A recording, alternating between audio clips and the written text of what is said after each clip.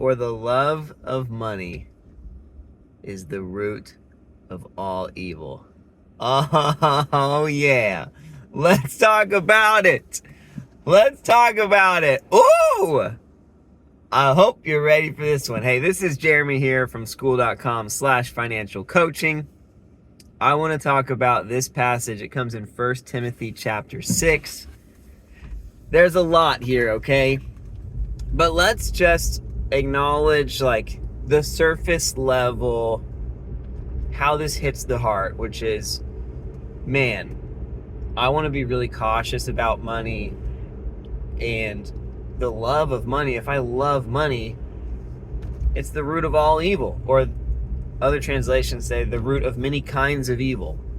The next verse says, like many, for hopes of getting money, have wandered from the faith.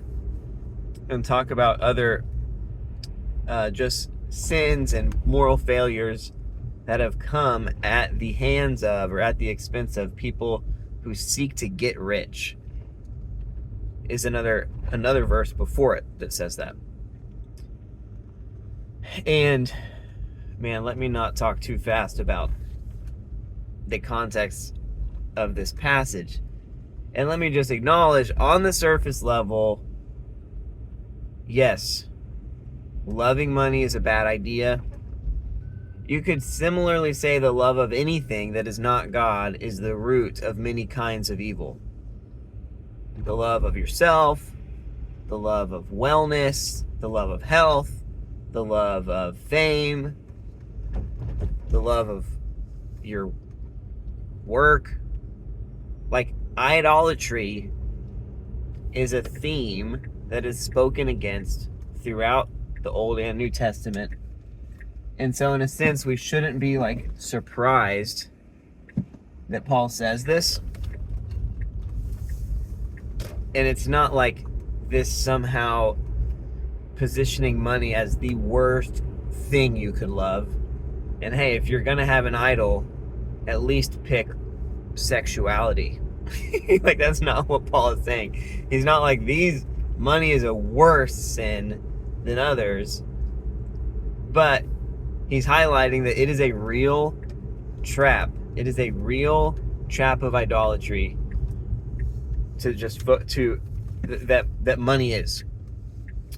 Okay, now let me tie this into some videos I've already made, and then let's dive a little deeper into this scripture specifically. So overall, this is super in alignment with what I've been sharing, which is take your eyes off of getting money. It's the love of money. It's the desire to get rich that this passage is talking about. And that's exactly what I've been saying. Like, hey, just trying to get money is a distraction. It's spoken against. It's not encouraged in the Bible. But creating wealth is. I haven't talked about all those verses that talk about creating wealth, but I'm starting off with like, hey, what are some things that are commonly misunderstood or mistaught as it relates to money in the Bible? Some things that maybe we could unlearn before we start talking about what are the things that talk about what we are to do. But just trying to get more money, we already know. Like that's the kingdom of money. That's thinking about money. That's seeing money with your eyes. That's internalizing your money, whether you have a lot of it or a little of it. It's saying, hey, don't put your eyes on trying to get money. Which I'm like, yes, 100%. Exactly. That's like for show what we don't want to do. And it will lead to traps. And that is not saying don't have money. It's also not saying don't create wealth. Literally, okay, so let's dive into this scripture. There's a lot of things here, okay? First of all, this scripture is written not to the rich. This scripture is written, well, it's written to Timothy, but it's not written about the rich. It's written about the poor.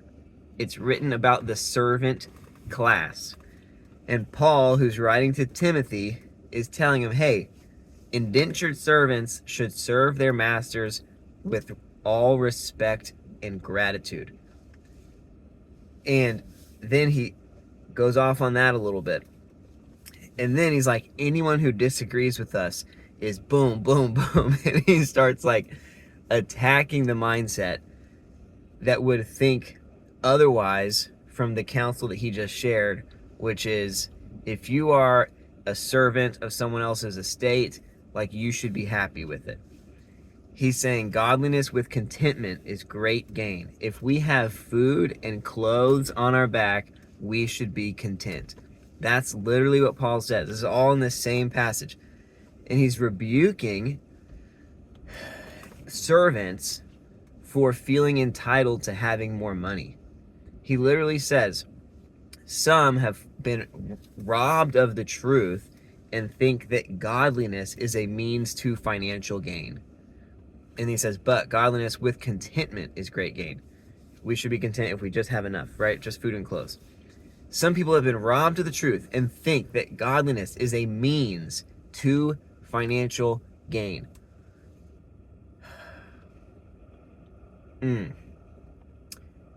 I know this is like, it's kind of splitting hairs.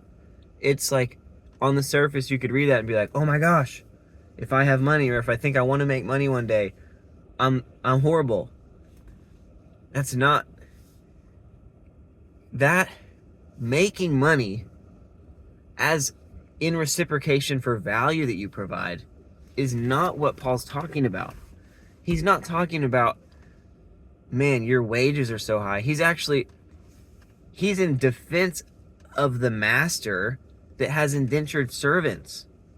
He's like, hey, the master's the one who's taking care of these servants. Literally, that's what Paul's saying.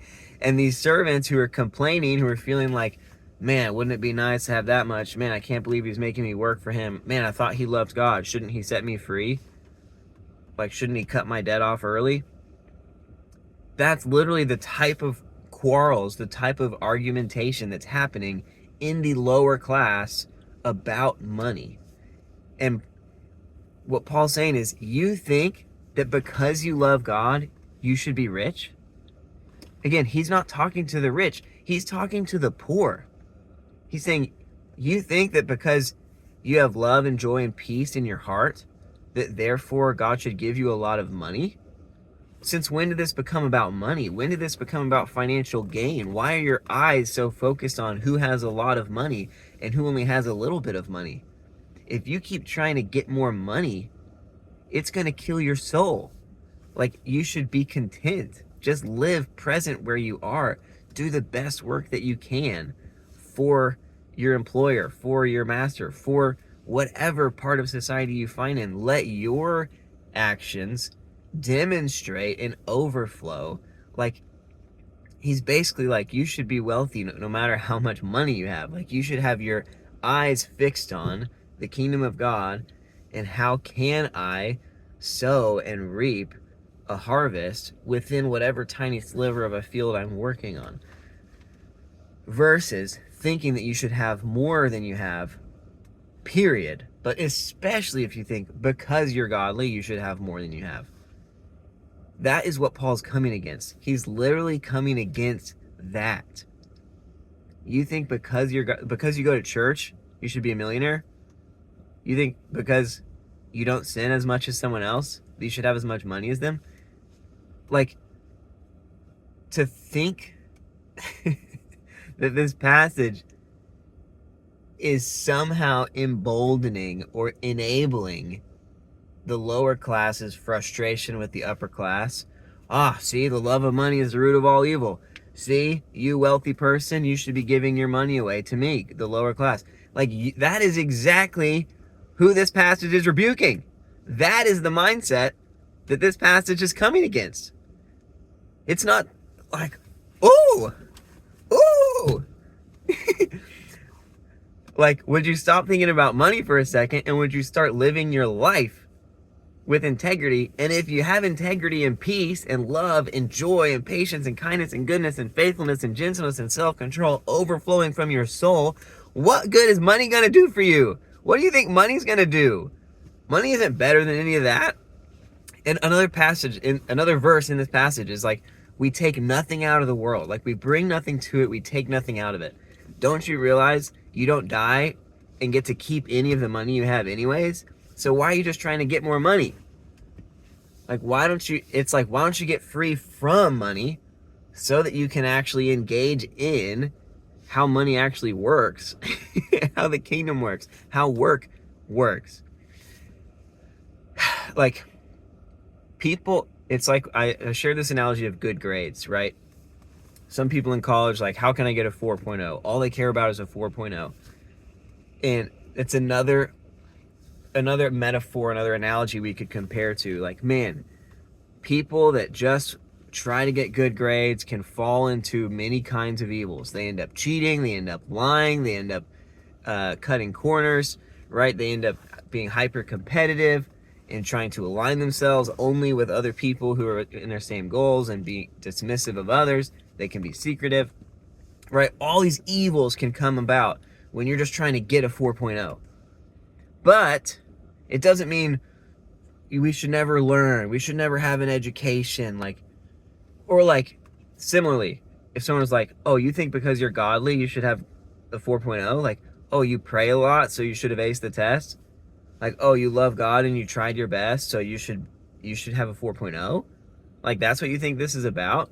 It's not what this is about, right? But if you're so godly, why don't you try to learn the material? Why don't you try to learn? And then your grades can just be a reflection of what you actually know, right? There is a godly way to pursue education that's not so focused on the results. We could talk about other analogies and other analogies. If we want to use health and wellness for an example, like, rather than idolizing, I just want this type of body, or I just want to be this mentally healthy, or I just want to have this type of whatever, body fat percentage, or inner peace, or strength, or endurance. Like, okay, great. So you're going to do a bunch of cosmetic surgeries and take a bunch of pills and starve yourself and rob your body of nutrients and have a ton of comparison and pride against other people's bodies, and struggle with gluttony and struggle with eating disorders and have anxiety around food and exercise and okay, you're going to spend all this money to do all these courses in mental health and go to this many counseling sessions and try to read this many books. And if you're trying to solve for this thing, this result that is you are healthy and well, you're missing the point. And what Paul's saying is, and especially if you think because you're a Christian, you should just have an easy ride, like you should just be able to get in an elevator and just be healthy and well, like, shame on you for reducing Christianity to your experience of life and circumstances. But if you want to be well, how about you let your wellness be a reflection of the actual state of your body and soul's health? Like, why don't you focus on the process instead of the results? Why don't you lean into, man, what if I, as a person that honors God, started taking a Sabbath, right? What if I, as a person who honors God, let my yes be yes and my no be no? What if I started setting boundaries relationally that showed respect to me and showed respect to the people that I'm loving and serving, right? What if I, from a place of godliness, wanted to honor my body as God's temple, and so I wanted to put into it fuel that was healthy for it, right? Like, and if I end up with a six-pack, cool, like, but we're not just chasing these random results. It's like, let me engage in the process. That's literally what this verse is about. And Paul doesn't even talk about engaging in the process in this verse, but the process of wealth creation is what problems can I solve for people that they would value enough that it is worth some type of exchange of resources in order for them to access the solution to that problem, right? The more people that have a problem, and the more painful that problem is, and the more obvious and quick and helpful and accessible your solution is, guess what? You align enough resources strategically enough, you can become wealthy that way.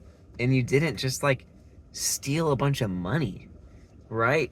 Like, you created value, true value that didn't exist before. You know what I mean? Maybe you don't know what I mean. Maybe you still think this verse is about don't have money. Beware. Beware the love of money. Like, the people that were loving money were the people that didn't have any. Literally in this verse, in this passage. The masters are portrayed as being generous, being willing to sacrifice and take care of the people that are working for them. Like, their faith and belief in God is reassured by Paul, and he just goes at the entitlement of the low class and rebukes them for their love of money, for the ways that they are choosing evil, and doubles down on the rebuke through that lens of Christianity, through that lens of godliness, as if wealth is poofed because you love God, as if health, as if grades are poofed because you love God. No, these things, yes, you can chase these things in an idolatrous way. And he's rebuking that. Like, don't just try to get money. Don't just try to get good grades. Don't just try to get healthy. Like, those goals can easily turn into idols, and the way you go about them will often skirt you off of the straight and narrow path that you want to stay on, because you're letting the result become the goal rather than, hey, pursue, like, create like habits, rituals, values of the kingdom of God applied in the context of health, applied in the context of learning and education and self-development, applied in the context of wealth creation and business and serving your customers, like, in your community. But if you give yourselves to these things and you never have this amazing mental health, you still struggle with anxiety for the rest of your life, you never have this amazing body, like, you still have whatever 15 extra pounds on your stomach, whatever, like, you don't have this amazing, full ride to Harvard Law, like, great, most of us aren't going to, but will you honor what you've been given? Will you steward what you've been given instead of feeling innate lack and frustration and entitlement that you haven't been given more? It's like the parable of the talents, which we'll talk about another day. But it's like, just be faithful with what you've been given. And the faithfulness is not a disassociation. It's not a distance. It's not, you're not loving money less by having less money. Again, this verse is rebuking people that were the poorest people in their society for loving money. The safety is not whatever money you have, just don't touch it. Just let it fall to the ground. It's, no, how do you engage? Like, what are you supposed to do with this? How are you supposed to engage with this? Just accept your lot and then garden your lot really well. Like, farm your lot really well. Sow and reap in your lot really well. Be faithful with what you've been given. Engage in what you've been given. Don't just focus on results. Try to focus on processes. And you're chill. You start obsessing about results, you're going to get way out of whack. All right, what do y'all think? What do y'all think? Is this fair? Have you read this? I'm kind of like extra passionate because I just read it fresh this morning, and I'm like, oh my gosh. I never even realized that this verse is talking to the indentured servants. And literally, Paul tells Timothy, like, it's important. Like, you better teach this everywhere you go. He's like, this is important. This is bedrock. Paul's super opinionated. Not half the time, but a lot of times he'll say stuff and be like, this might just be me. This might just be my opinion, but here's really what I think. But in this case, he's like ultra confident. He's like, people need to know this. Godliness is not a life hack to get rich. Okay? So stop thinking you should have more than you have. You have whatever you have, and now what? Right? And you might not ever get more. So if the process of wealth creation to you is only about the hypothetical result of I could be rich one day, then forget it. You've already screwed the whole thing up. But if the process of wealth creation is your godly response to godly principles applied in the context of work, which is in of itself a godly calling and value, then you have received your reward. That is the glory of God. And it will certainly lead to a higher chance that you do end up having more riches of which you could steward, but it's a totally different game. If you study really hard in school, you're probably going to have better grades than if you just try to get good grades or were mad that you didn't have better grades. But like the value of what you're receiving is not about this external metric that man can see, that someone from the outside can be like, oh, 4.0. It's like, yeah, that has nothing. 4.0 means nothing to me, right? Let me teach you. Let me tell you what I learned, right? And that's the difference between riches and wealth. And it's again highlighted in 1 Timothy 6. Another scripture that often in Christian contexts is used as a warning: stay away from money, beware of money, be scared of money. When in reality, it's saying, hey, your lack of money is not saving you. And actually, you're so focused on money and you're so frustrated that other people have more money and you're entitled about what they should do with their money and you're not content with the money that you have, that it's ruining your whole soul. So how about instead of all those things, you do your work really well? And let's just see what happens. Woo! Okay, so yeah, don't love money, right? Don't live for the kingdom of money. Let's love God. Let's live for the kingdom of God. But let's apply, right? Like, how does money actually work? Let's learn the actual, like, how is value actually created? And then let's create value versus how do I get money? How do I get money?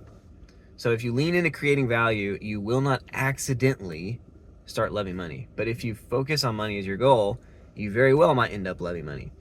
And so let's create value. Let's become financially free people on the inside.